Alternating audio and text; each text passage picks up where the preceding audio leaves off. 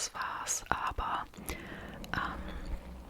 ja, mir hat überhaupt nicht gefallen, wie die ganze Beleuchtung und so war. Deswegen jetzt auch endlich wieder diesen Hintergrund hier. Es werden jetzt die nächsten 2 Wochen, wo ich im Urlaub bin, zwar noch Videos mit dem alten Hintergrund kommen, aber ja, für dieses Video wollte ich das jetzt einfach nochmal drehen und euch alles zeigen. Weil ja nicht nur die allgemeine Beleuchtung halt komisch war, sondern weil ich die ganze Zeit hier hinten war, weil ich die ganzen Pflanzen gezeigt habe, war alles so schlecht ausgeleuchtet und hat mir einfach nicht gefallen. Deswegen bla bla bla sind wir jetzt nochmal hier, beziehungsweise ich bin nochmal hier. Und ja, damit jetzt nicht so Millionen Cuts kommen, hoffe ich jetzt, dass einfach gerade eine Zeit ist, wo wenig Autos fahren. Okay, da kommt jetzt auch schon das erste, aber egal, wir lassen das jetzt drin. Die ganz, ganz lauten werde ich natürlich trotzdem rausschneiden lassen von Ivo. Und ja, let's begin. Ich zeige euch jetzt erstmal die Produkte, die ich aktuell benutze für die Pflanzen, also noch nicht die Pflanzen an sich selber. Und da beginne ich mit diesem Teil hier. Ein Shoutout an der Stelle an Frieda ASMR. Sie war nämlich diejenige, die mir den letztes Jahr im Oktober, im August empfohlen hatte. Da habe ich in meinem letzten Pflanzenvideo nämlich erzählt, wie krass ich von Tripselarven geplagt bin. Und ich hatte schon immer so extrem aggressive Mittel eigentlich benutzt. Auch welche, wo drauf stand, dass die ja gegen Tripse sind. Aber das hat einfach null gewirkt. Also ich musste jede Woche wieder neu sprühen und dann war wieder an einer anderen Pflanze was. Also ich bin die einfach nicht losgeworden. Und ja, mit diesem Teil hier, das ist Rosenspray, man sieht, habe ich das jetzt endlich geschafft, in den Griff zu kriegen. Also ich habe jetzt innerhalb von diesem Dreivierteljahr ist das jetzt, habe ich alles komplett ausgerottet und 2-, 3-mal irgendwie jetzt noch an einer Pflanze was gehabt, aber dann auch wirklich nur an der einen und es hat sich nicht so rumgetrieben direkt, also auf alle übertragen. Ich weiß nicht, was daran jetzt so anders ist, also warum die Zusammensetzung für Rosen irgendwie besser wirkt an den Zimmerpflanzen, aber das hier ist auf jeden Fall der Gamechanger für mich gewesen.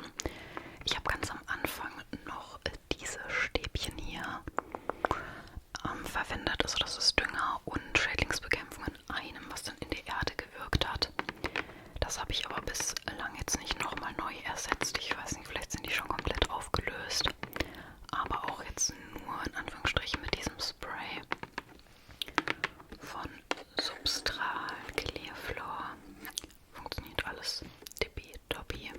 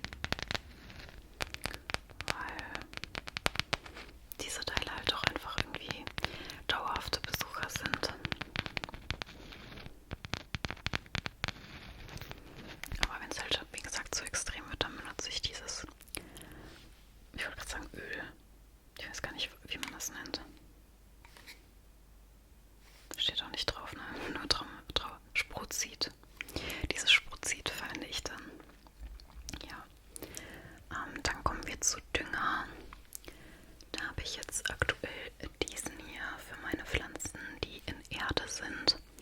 TNT-Komplex heißt das. Die Marke ist eigentlich für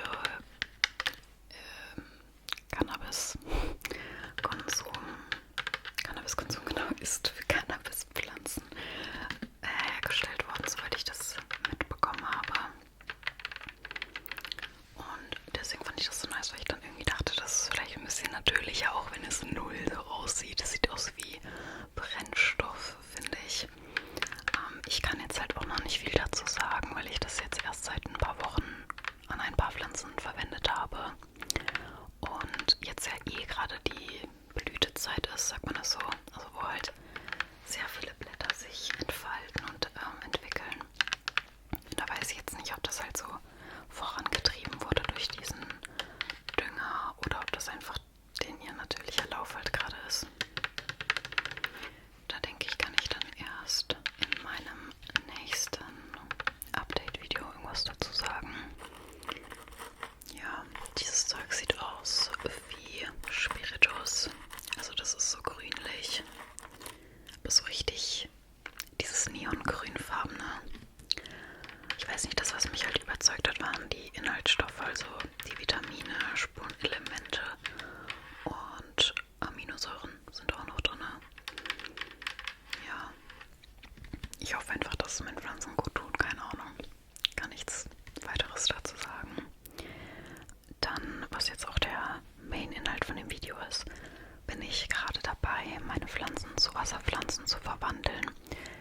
Bei allen werde ich das jetzt natürlich nicht schaffen, aber für die, wo ich gerade dabei bin, habe ich mir das hier geholt.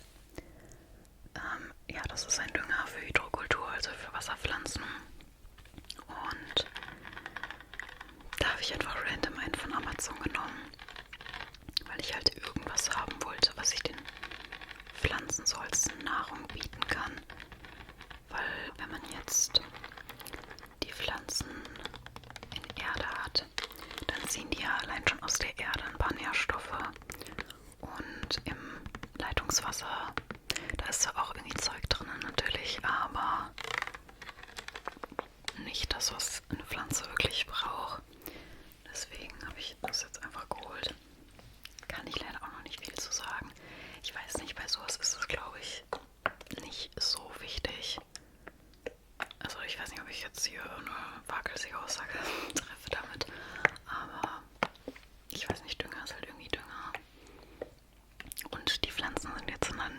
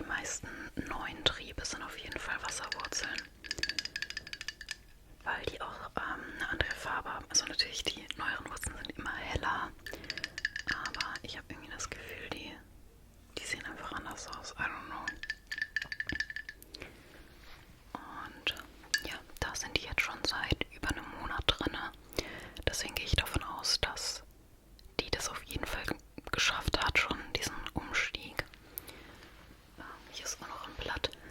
Das hatte schon, bevor ich das da reingemacht habe, diese Stellen hier, weil da habe ich am Anfang drauf geachtet, ob sich das vergrößert oder so, weil das wäre ja dann ein klares Zeichen dafür, dass sie überwässert. Aber da hat sich auch gar nichts getan. Und die anderen sehen ja auch komplett gesund aus. Allein das ist ein neues, also dieses hier ist auch noch neu geworden, also in der Zeit, wo die da im Wasser war.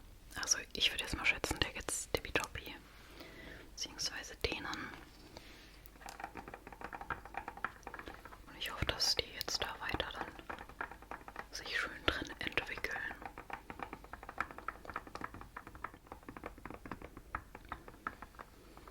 Ja, ich schaue mal, ob ich denen irgendwann noch ein anderes Zuhause bieten kann, weil der Krokus irgendwie, also es hat schon was, aber irgendwie finde ich es cooler, wenn ich so eine lange Vase hätte, wo die dann drin steht. Und hier dann eher für kleinere Triebe. Ja. Dann habe ich hier diese Alocasia Aslani heißt sie, glaube ich. Oder Asalani, ich weiß nicht. Da blende ich euch mal hier kurz ein Bild ein, wie die aussieht, wenn der Blitz auf sie trifft. Also der Flashlight-Blitz. Weil die hat so eine rötlich-lilane Panaschierung, was ich sehr, sehr cool finde. Und die hat auch hier jetzt ein neues Blatt gerade ausgetrieben. Das hier stirbt schon seit dem ersten Tag, aber so als ich sie gekauft habe, war das schon. Deswegen gehe ich jetzt mal nicht davon aus, dass das durch die starke Bewässerung ist. Und das Wurzelwerk hier sieht so aus. Da unten ist noch ein kleines Rhizom. Das ist aber von einer Alocasia Frydek. Ich weiß nicht, ob ihr das seht. Das ist wirklich so ein Mini-Babyblatt und es entwickelt sich einfach unter Wasser. Das ist so genial. Ich bin sehr, sehr stolz auf die. Und hoffe, dass diese dann direkt halt als Wasserpflanze da drin starten kann.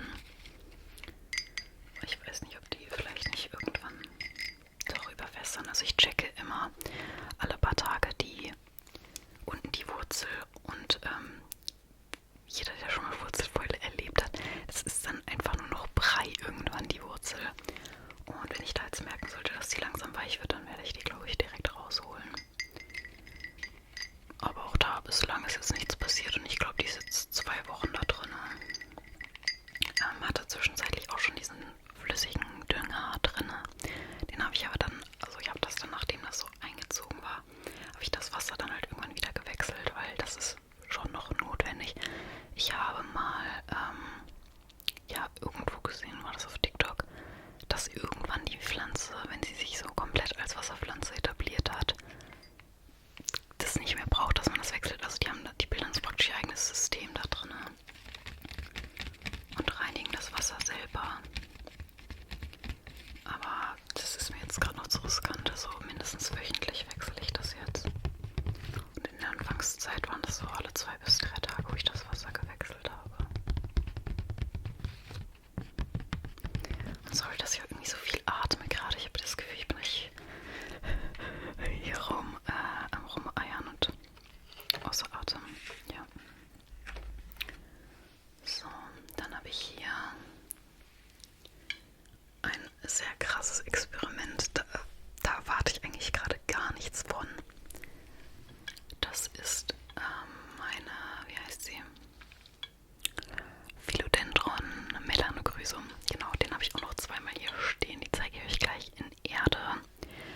Das ist das Überbleibsel von meinem Philodendron, der ja damals durch diesen Tripsebefall gestorben ist. Also das war wirklich ein Riesenteil. Das hat 180 € gekostet. Und das ist ja hoffnungslos gestorben durch diese Plagen. Und da war aber noch unten ein kleiner Trieb und den konnte ich retten. Und jetzt ja, wächst es hier, aber wie man sieht, es kommen einfach nur so Mini-Blätter raus und ja, sieht jetzt nicht so spektakulär aus, keine Ahnung. Von daher, ich weiß nicht, ich habe irgendwie das Gefühl, dass der das nicht schafft, sich zur Wasserpflanze zu verwandeln. Keine Ahnung, es ist einfach nur ein Gefühl. Und ja, ich glaube einfach, weil der so schwach ist. Also man sieht es ja auch hier, das ist auch noch ein Trieb. Was ist das? Das sieht aus wie Unkraut. Ja, aber ich weiß, man soll lieb zu seinen Pflanzen sprechen, die hören das. Aber keine Ahnung. Den habe ich auch nicht abgedunkelt. Das sollte ich mal tun.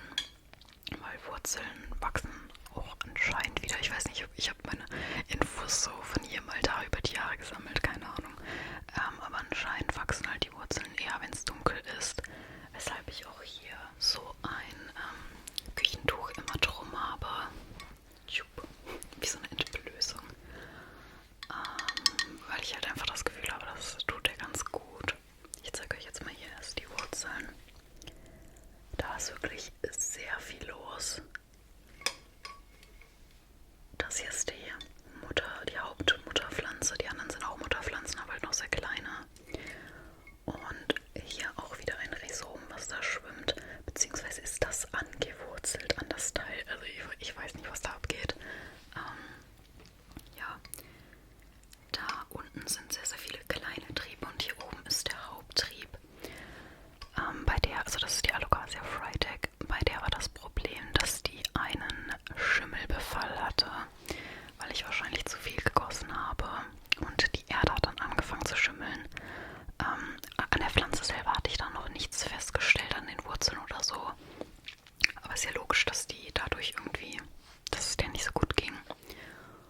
Und in der Zeit, wo ich die dann umgetopft habe, also nochmal in Erde zuerst, um sie zu retten, hat sich das Blatt hier entwickelt. Deswegen hat das hier auch so viele Schäden, weil das halt in der Phase natürlich Mangel an Kraft hatte.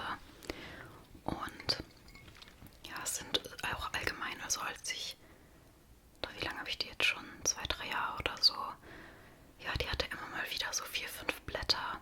Und auch da dann sind immer wieder welche abgestorben. Und jetzt ist eigentlich das einzig große Blatt noch das hier. Was ein bisschen schade ist. Also, ja, das jetzt hier ist da gerade rausgetrieben. Aber ich weiß nicht, ob das auch so groß wird. Doch, eigentlich sieht es so aus gerade. Ich hoffe einfach, dass sie sich sehr gut erholt hier im Wasser, weil es einfach eine Lieblingspflanze von mir ist. Und ja, wenn die sterben würde, wäre ich schon sehr, sehr traurig. Aber ich denke mal, also auch die jetzt ist schon mehrere Wochen da drin und tut sie eigentlich ganz gut. Also hier sieht man ja auch, entfaltet sich gerade ein neues Blatt. Von dem her sehe ich da eigentlich ganz gute Chancen.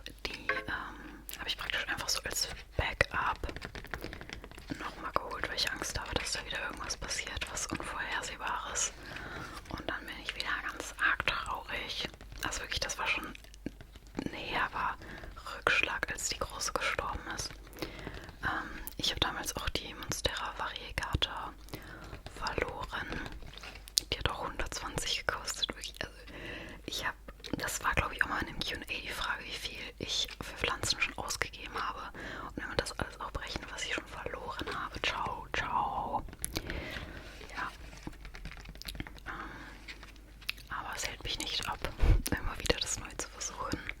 Vor allem, weil ich jetzt ja weiß, ich habe das ultimative Mittel, um mich zu schützen. Und die Planties.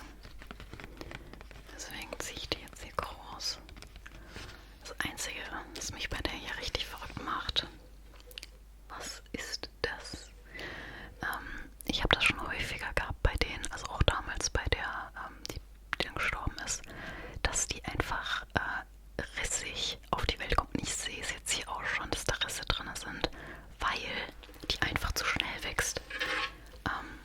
Dieser zweite Trieb hier, der sollte da eigentlich gar nicht sein. Und das ist auch der Grund, warum hier gerade kein Blatt ist, weil da hier das einfach mit abgestorben ist, weil die viel zu schnell gewachsen ist. Also ich weiß nicht, was man da machen muss oder warum die das überhaupt tun. Also ich hoffe jetzt mal, dass sich das immerhin dann hier entwickelt und nicht auch abstirbt, wie das was hier war. Das ist vor 2 Wochen oder so abgefallen. Also das ist einfach gar nicht erst ausgefaltet, sondern ist einfach abgefallen, so eingetrocknet. Aber sie hatte genügend Wasser, also das ist eigentlich nicht das Problem gewesen. Keine Ahnung. Bei der anderen da funktioniert es jetzt ja zum Glück. Die hatten super Tempo drauf. Also da kann man sehen, die ist jetzt auch noch nicht so in die Höhe gegangen, sondern die entwickelt schon hier unten das Blatt. Und dann hoffe ich, dass das so weitergeht, dass sie ganz Schritt für Schritt, ganz langsam sich dann nach oben windet. Aber es ist ja eh schon eine ganz andere Struktur. Also dass hier so viele Blätter auf einem Haufen sind und nicht nach oben gehend. Habe ich jetzt auch noch nicht gesehen. Aber macht mich sehr, sehr happy, dieses Teil. Ja, so viel dazu jetzt. Ich werde noch ein paar Pflanzen einblenden, die im Wohnzimmer bei uns stehen. Und dann könnt ihr so einen kleinen Einblick bekommen, wie es gerade aussieht und was für welche ich da habe, weil jetzt jede einzelne Pflanze zu zeigen, nee, das interessiert auch keinen. Also ja, so ein kleines Update gab es jetzt ja. Ich hoffe, es hat euch gefallen und eventuell konntet ihr ein bisschen dazu entspannen. Ich wünsche